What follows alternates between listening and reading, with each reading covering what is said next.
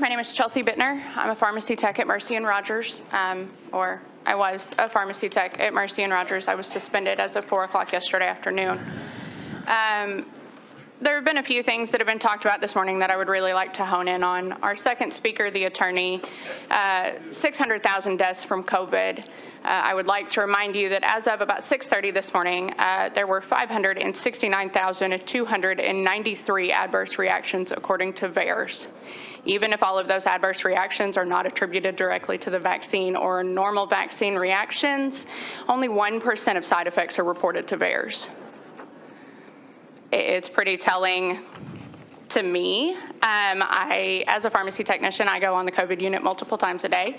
My hospital is actually where I caught COVID in July with a properly fitted mask.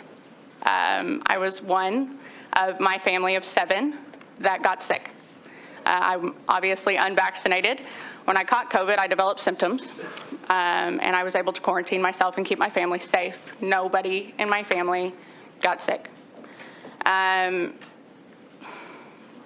Healthcare workers, and I said this Wednesday when I spoke on the steps and when I spoke on the House floor in the Public Welfare Committee, your hospital workers are trying to keep their sanity.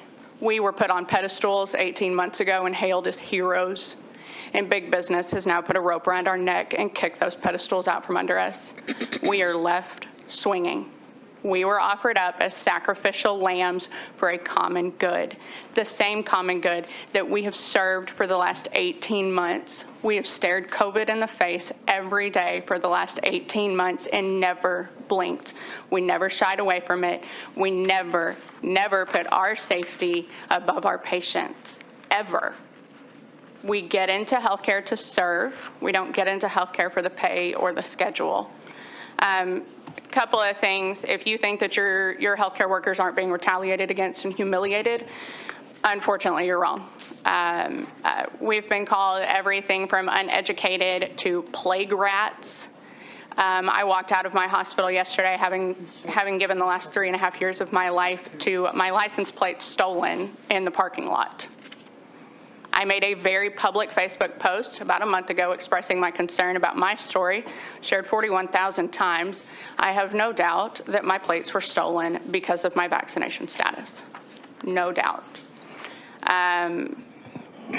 What happened yesterday in the Senate only amplified the humiliation that we felt. We came down here Wednesday, and I say we.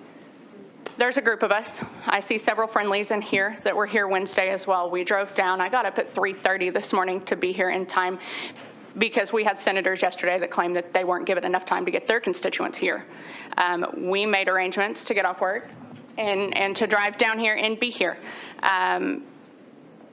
Yesterday was a slap in the face.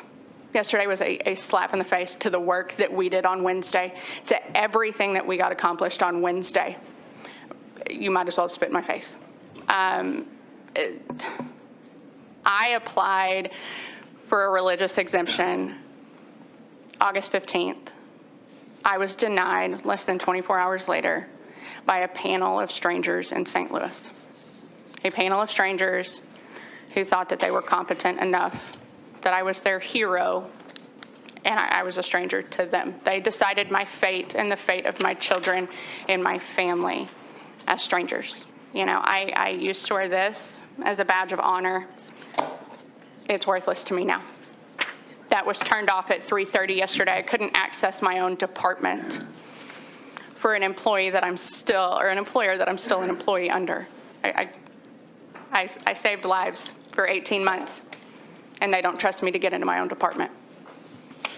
All right, thank you.